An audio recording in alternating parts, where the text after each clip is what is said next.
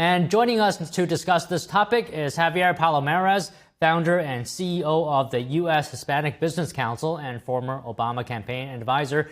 And we have Vance Ginn, president of Ginn Economic Consulting and former chief economist of the White House's Office of Management and Budget. So good to see you both here today. Vance, let me start with you.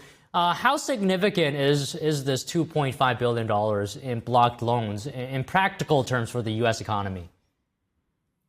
Well, it's a pleasure to be with you. And I think that many small businesses have been relying on these dollars flowing in. And so this will be a hit to their revenue in order to cover their costs. And so it may be that they delay investments, raises, things of that nature. Well, at the same time, I think it also shines the light on how many businesses are dependent on these government loans. And so I think that's something else that we need to look at, because at the end of the day, it should be about profit and loss in the private sector, not based on Small Business Administration loans that are sent to places like Texas, where I live, or other places across the country.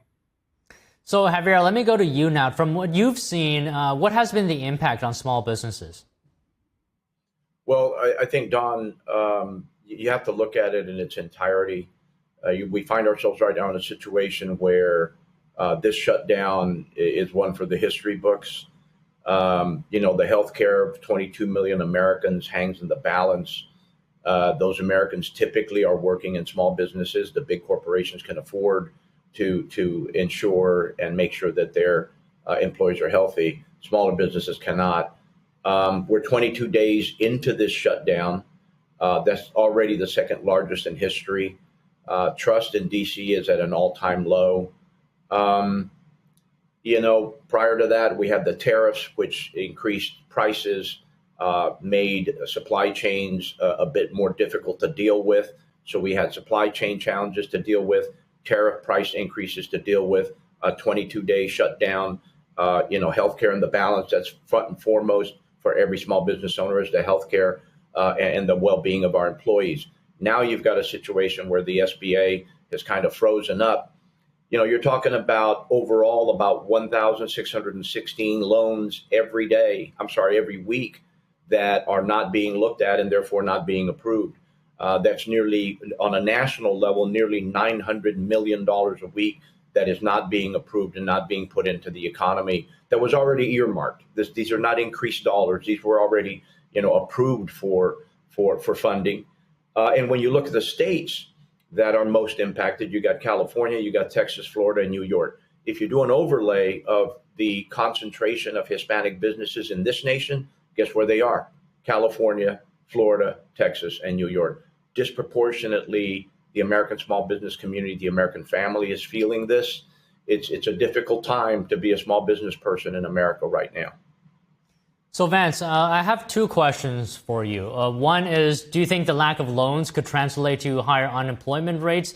And another is, I want to follow up on your point earlier where you mentioned that small businesses should rely on themselves more rather than the government. Can you explain that further? Why do you think that should be the case?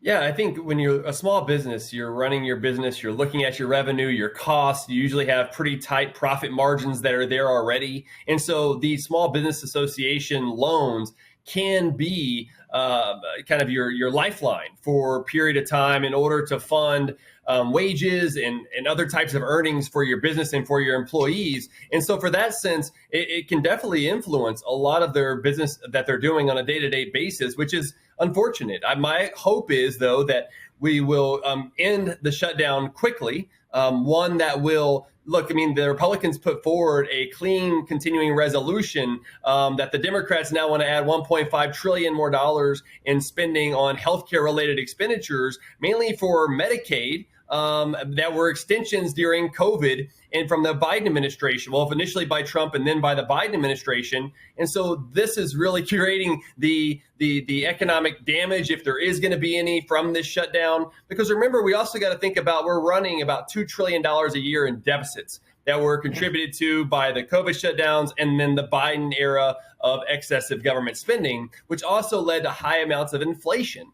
all these things now are contributing to a burden on these small businesses. And at a time when the Small Business Association is also not able to give out a lot of these loans, that does put a hefty burden on them of whether or not they should hire more people, not hire more people. So your first question about whether or not there will be an increase in unemployment, I think it really depends on whether or not this shutdown lasts for a lot longer, and whether or not those private businesses have other resources, other ability to gain access to credit or access to funding so that they can fulfill all of their expenses on a monthly or even a daily basis. And so I think time is still going to tell, but I'm hopeful that Republicans and Democrats can come together, at least pass the clean CR, and then let's talk about healthcare and other things thereafter.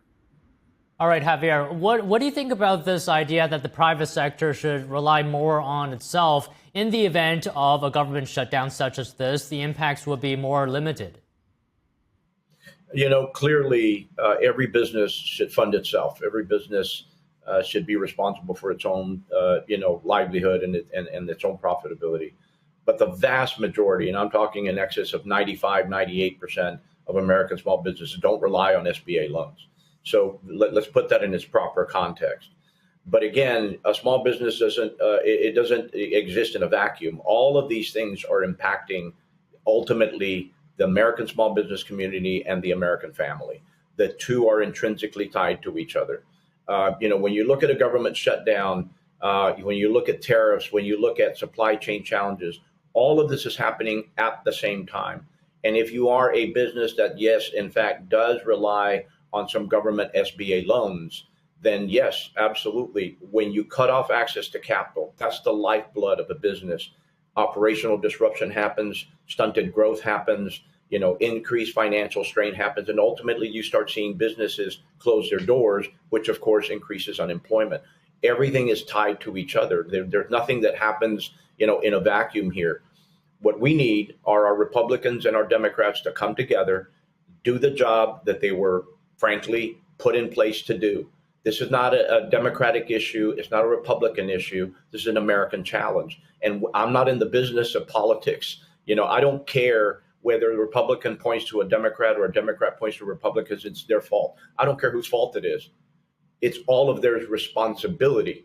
Fault or not, it's their responsibility to get this thing fixed. We got to fund the government. We got to get back to business. We got to open up the SBA, and we got to fund somehow the Affordable Care Act tax credits that are necessary for 22 million American families. Those families don't work for Exxon. They don't work for Bank of America. They don't work for Goldman Sachs. Those people are very well taken care of. This does not impact Wall Street, but it devastates Main Street. Those people, those 22 million Americans, are generally working in agriculture, in construction, in hospitality, in manufacturing, at a small business where we cannot afford to buy in bulk at a discounted rate insurance for our employees. But this is a real American crisis, and we need both sides to quit playing politics and get busy and get this government back up and running. Okay, so Vance, if you have a response to that, I'd like to hear it. But I also wanted to ask you as well, because you mentioned earlier, you questioned whether the government shutdown would have any impact or lasting impact. Can you go a bit deeper into that? Clarify for us, do you think government shutdowns will have any permanent impact on the economy?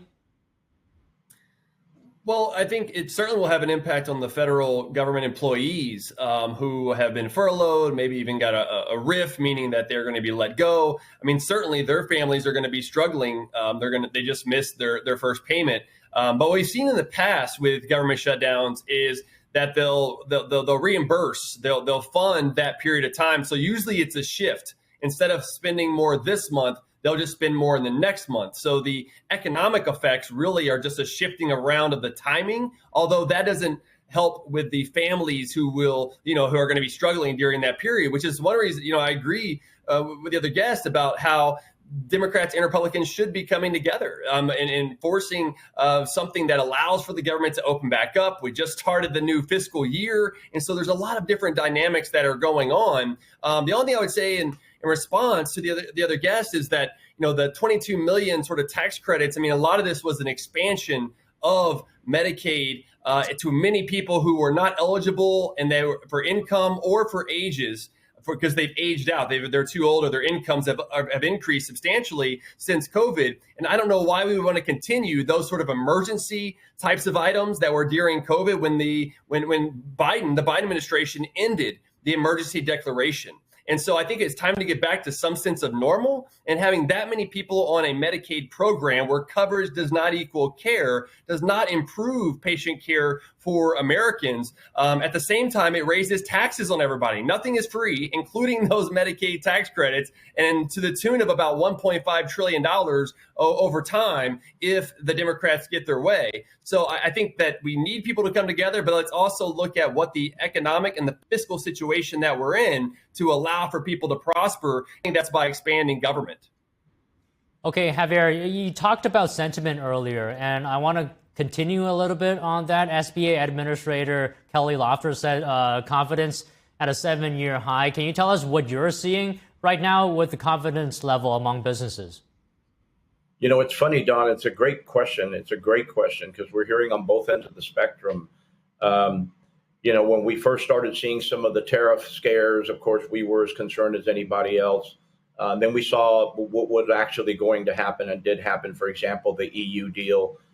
You know, the deal that President Trump struck with the European Union is a boon for the American economy. It's fantastic for manufacturing, and particularly the automobile industry. So, you know, there's some real great news there. We love the attention to traditional energy and bringing energy costs down. That's fantastic news. The extension of the 2017 Tax Jobs and Act that ultimately really, for the first time in decades, really offers some relief to the American small business community in terms of our taxes. There's lots of good news here. At the same time, however, we're facing the uncertainty that you know the government shutdown has brought about, this SBA stall. You know, at the end of the day, you know, small businesses suffer, the entire nation suffers. We don't have lobbyists in Washington, D.C. We don't have big marketing departments. We don't have divisions of tax lawyers. It's just us. But at the end of the day, we account for 99% of the businesses in this country. We employ almost 72% of the nation.